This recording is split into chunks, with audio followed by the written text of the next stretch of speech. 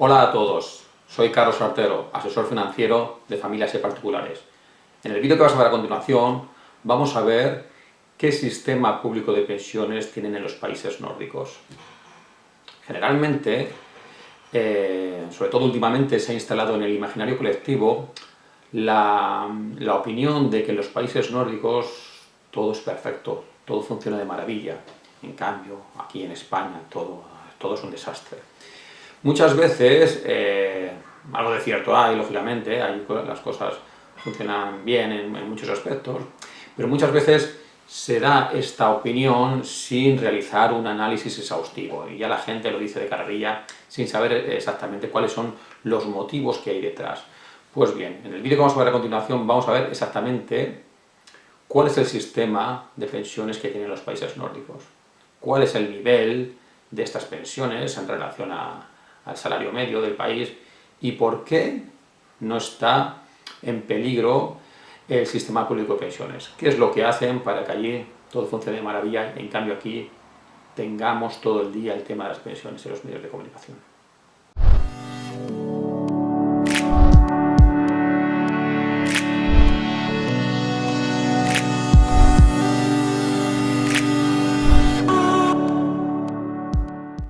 Bueno, pues muy bien. Como os decía, en este vídeo no vamos a analizar por qué los países nórdicos tienen un nivel de renta tan alta, por qué tienen un estado de bienestar tan alto, etcétera, etcétera. Simplemente nos vamos a ceñir a cuál es el sistema público de pensiones que tienen. Y para eso nos vamos a apoyar en unos cuantos cuadros con datos. ¿De acuerdo? En el primer cuadro podemos observar la edad de jubilación en cada uno de los países y cuál es la tasa de sustitución neta. Bien, la edad de jubilación, como podemos observar, en la mayoría de los países es sensiblemente más alta que en España. En España, como sabéis, hasta hace unos años la edad de jubilación era 65, la efectiva era menor, pero bueno, la oficial era 65 años. Y ahora, como la mayoría de vosotros sabréis, estamos en un periodo en el cual la edad de jubilación se está alargando de los 65 a los 67 años. Dentro de unos años ya será 67 años, ¿de acuerdo? Como veis, la mayoría de los países tiene una edad de jubilación más alta. Por otro lado, vemos la tasa de sustitución neta. ¿Qué es la tasa de sustitución neta? Pues es el nivel de la pensión media en relación al último salario medio de la población. Por lo tanto, en España, un jubilado de media suele cobrar el 81% respecto a su último salario. Normalmente, no hablo de casos particulares, pero normalmente el último salario suele ser el salario más alto que una persona suele tener en su carrera profesional. Pues bien, en España el pensionista suele tener un 80% de ese último salario. Este porcentaje ya es un poco menor, porque se ha ido reduciendo ya en los últimos años. Como veis, en muchos países la tasa de sustitución es mucho más baja. Pero tenemos alguna excepción como Holanda o Dinamarca, donde en Holanda incluso estamos al mismo nivel que el último salario medio y en Dinamarca prácticamente igual que España, ¿de acuerdo? Con estos dos primeros datos que vemos ya podemos ver que España, en teoría, en relación con otros países, no podría por qué quejarse. ¿Por qué? Porque tiene tanto una edad de jubilación mucho más temprana que otros países y encima el salario la tasa de la pensión respecto al último salario también es de los más altos. Por lo tanto, ya podemos ir pensando un poquito por qué en España está en peligro la sostenibilidad del sistema público de pensiones y en otros países no. En el siguiente gráfico lo que vemos es la tasa de sustitución de antes en términos brutos y la descomponemos en los dos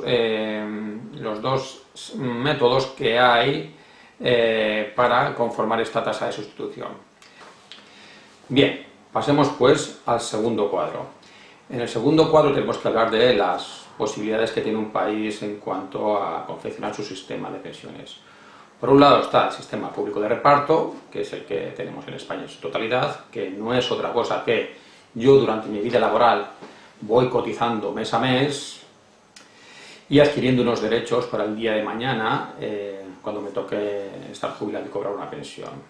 Pues bien, con lo que yo cotizo, como ya supongo que todos sabéis, no estoy guardando dinero para mí, para el día de mañana, sino lo que estoy haciendo es pagar las pensiones de los jubilados de hoy, con la esperanza de que el día de mañana, cuando a mí me toque jubilar, los trabajadores que estén en ese momento en activo tengan capacidad suficiente para cotizar para pagarme a mí la pensión. ¿De acuerdo? Como podéis ver, esto ya crea algunas dudas, porque depende de cuál sea el número de jubilados, el número de trabajadores, cuál sea la esperanza de vida, etcétera, etcétera, que esto se va a poder sostener o no. Por contra está el sistema de capitalización, que puede ser tanto privado como público, y puede ser tanto obligatorio como libre.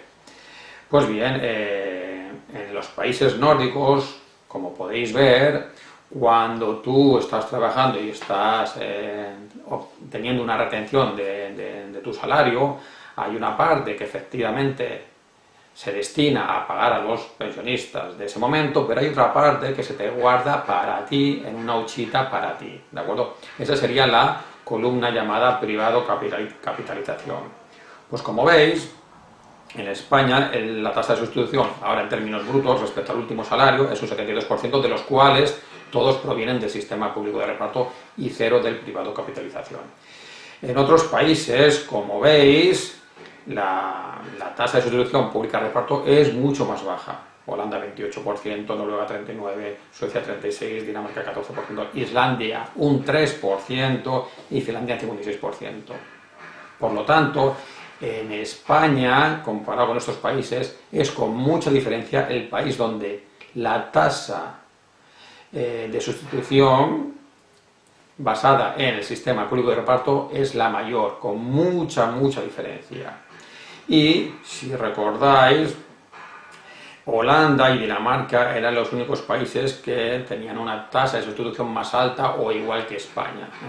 Pues bien, en estos países, fijaros que la parte de público reparto es muy pequeñita, un 28% y un 14%. En cambio, la hucha personal cubre un 69% y un 72% de tu último salario. Por lo tanto, ya podemos sacar también una conclusión de por qué en otros países no hay problemas respecto a la sostenibilidad del sistema público de pensiones, porque la tasa, el apartado de sistema de reparto es mucho más inferior que en España. ¿De acuerdo? Pasamos ahora a un tercer cuadro donde analizamos la tasa de ahorro del ciudadano medio o de la población en general respecto al PIB del país dedicado a las pensiones. Como veis, en España, debido a que el sistema público de reparto ha garantizado hasta ahora una pensión en relación al último salario muy alta, la gente no se ha preocupado de ahorrar.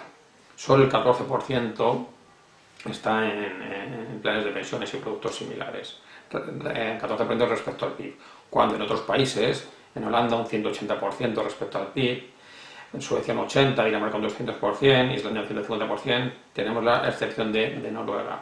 Pero como veis, en esos países en los cuales el sistema público de pensiones no está agonizando, la gente ahorra mucho. En el siguiente cuadro vamos a ver ese ahorro privado, ¿a dónde va? Pues bien, en España, aunque sea muy poquito lo que la gente ahorra hasta ahora de manera privada, encima está, digamos que mal ahorrado. ¿Por qué? Porque solo el 14% está invertido en renta variable, que es donde es cierto que es más se mueve, pero con una buena planificación financiera es lo que más rentabilidad obtiene, porque es donde recoges el crecimiento, la creación de riqueza de la sociedad. El 62% está en renta fija y el 24% simplemente en cash o en depósitos o en productos muy poco rentables. Como veis, en el resto de los países los porcentajes son distintos y el componente de renta variable, que es el que hace que podamos obtener unas rentabilidades más altas, y lograr el efecto capitalización de nuestros ahorros es mucho más alto, el 40%, 30 y pico por ciento. Y por último, veremos, oye, y la parte que ahorra el Estado para nosotros, para las pensiones, la famosa hucha de las pensiones, ¿cómo está invertida? Pues más de lo mismo. En otros países el componente, por ejemplo en Noruega, el componente renta variable es un 55%, cuando en España, como veis, es un 0%. En España, la famosa hucha de las pensiones no se dedica a otra cosa más que a financiar al propio Estado. Comprar bonos de España, 100% es renta fija. Por lo tanto, el Estado en este caso no está pensando en lo mejor para el pensionista el día de mañana, sino en salvar su propio pellejo, ¿de acuerdo? Y financiarse a unos tipos de interés lo más bajos posibles.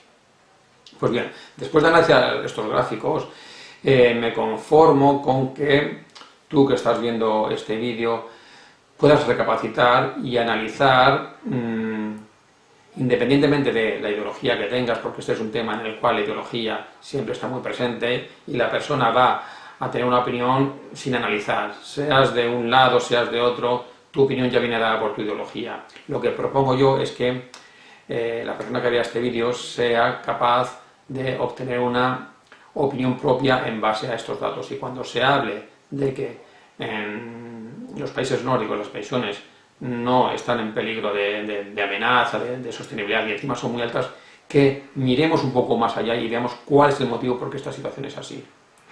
Bueno, pues una vez analizado este vídeo, me conformo con que tú que lo has visto seas capaz de analizar cuáles son los motivos por los cuales en los países nórdicos las pensiones de media gozan de tan buen estado, tienen unos niveles altos y no están amenazados de insostenibilidad. Y que analices, independientemente de tu ideología, cuáles son las razones por las cuales esta situación es en España de una manera y en los países nórdicos es de otra. Espero que te haya gustado el vídeo. Ya sabes que te puedes descargar en el link de aquí abajo la guía interactiva de planificación financiera. Nada más. Ya sabéis que antes de despedirnos, una recomendación musical. En este caso os dejo con el gran Tom Petty y una de sus canciones más famosas, Learning to Fly, canción con la que abre su disco de 1991, Into the Great Wide Open.